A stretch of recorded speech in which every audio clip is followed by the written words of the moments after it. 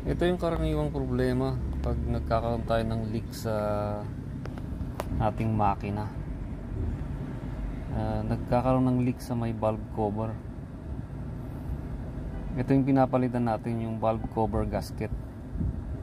Bali itong makina natin 2KD Toyota Innova. Papalitan natin to ng original.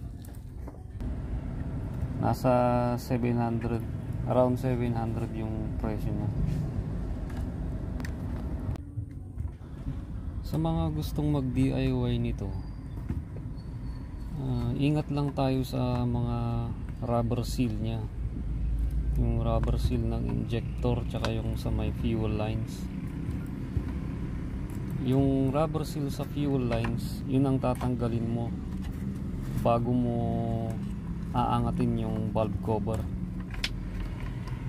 Pag magbabaklas kayo nito, tanggalin niyo yung negative terminal ng battery kasi marami kang sensor na gagalawin dyan.